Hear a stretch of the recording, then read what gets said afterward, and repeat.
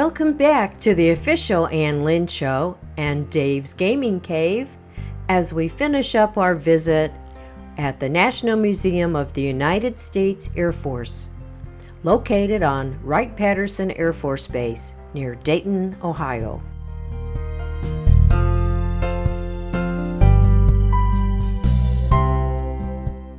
The Minuteman III intercontinental ballistic missile is the U.S.'s only current operational land-based strategic nuclear missile.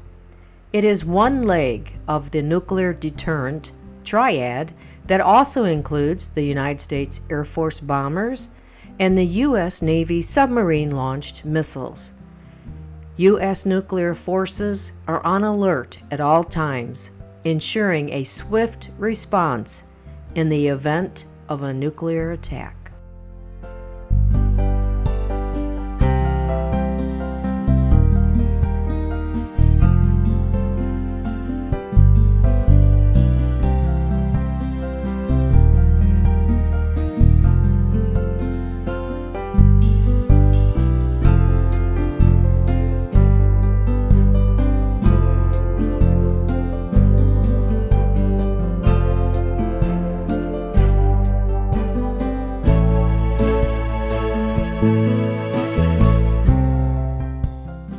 The Allen and Malcolm Lockheed and Glenn Martin Space Gallery showcases the Space Shuttle exhibit, featuring NASA's first crew compartment trainer, a high-fidelity representation of a Space Shuttle crew station used primarily for on-orbit crew training and engineering evaluations. As a major exhibit component of the gallery, visitors will be able to walk into full-size representation of a NASA Space Shuttle payload bay and look inside the CT-1 cockpit and mid-deck areas. The gallery also includes a Titan 6B space launch vehicle, Mercury, Gemini, and Apollo spacecraft, and many other NASA artifacts, and a variety of astronaut equipment.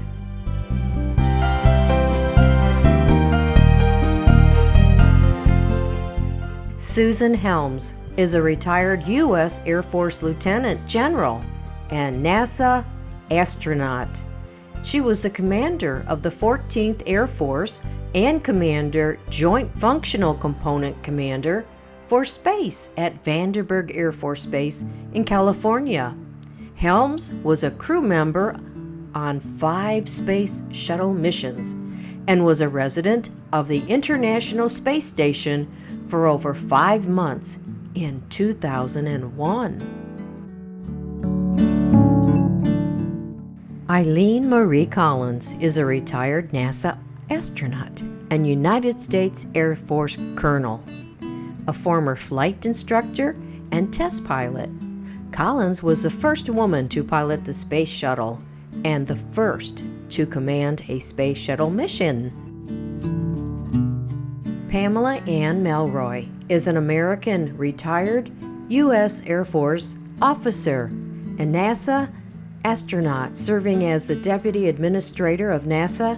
She served as pilot on the Space Shuttle missions STS-92 and STS-112 and commanded mission STS-120 before leaving the agency in August of 2009. Project Mercury was the first human spaceflight program of the United States, running from 1958 through 1963. An early highlight of the space race, its goal was to put a man into Earth orbit and return him safely, ideally before the Soviet Union. The Gemini program was designed as a bridge between Mercury and Apollo programs, primarily to test equipment and mission procedures in Earth orbit, and to train astronauts and ground crews for future Apollo missions. The first Apollo mission to get to space was Apollo 7. During the 11-day flight, the crew conducted a number of tests on the spacecraft's systems and conducted the first live TV program from an American spacecraft.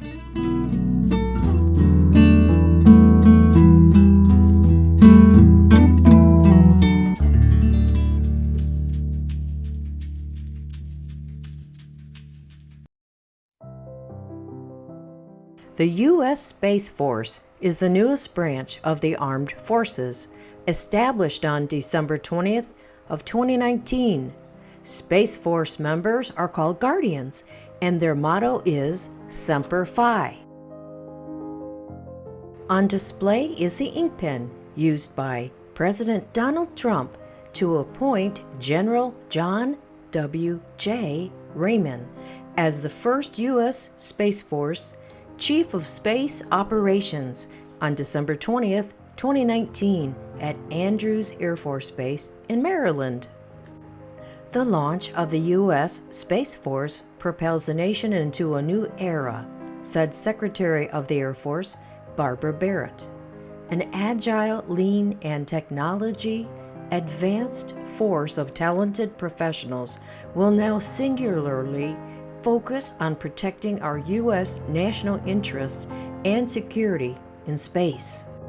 The William E. Boeing Presidential Gallery gives visitors the opportunity to view an historic collection of presidential aircraft and walk through 4 of them, including the aircraft used by Presidents Roosevelt, Truman, Eisenhower, as well as the Boeing VC-137C, also known as SAM Special Air Mission 26000, which was used by 8 presidents: Kennedy, Johnson, Nixon, Ford, Carter, Reagan, and George H.W. Bush and Clinton, in addition to carrying heads of states and diplomats and other dignitaries and officials on many historic journeys. The SAM 26000 bears an intimate connection to one of the nation's greatest tragedies, a moment that forever altered the course of American history. On November 22nd of 1963, President Kennedy was assassinated while traveling in a motorcade through downtown Dallas, Texas. Hours later, Vice President Lyndon B. Johnson was sworn in as the new president aboard the SAM 26000. The aircraft then carried Kennedy's body and President Johnson back to Washington, D.C. and a grieving nation. Well, it's been 121 years since Orville and Wilbur Wright flew the Wright Flyer for a total of 4 miles. And now we've been to the moon. We're getting ready to do more space exploration in just a little over 100 years. It's quite amazing. And I want to say thank you for watching the video series. This is just a tiny bit of what you can see and experience at the United States Air Force Base, Wright-Patterson in Dayton, Ohio. It's a wonderful museum. It's free, and they do have movies that you do pay a nominal fee to see, and they are worth it. They have films. They have a great gift shop, and they also sell food. So take your family, spend the whole day, wear your walking shoes, and have a wonderful time. I know you'll enjoy it. Thank you so much.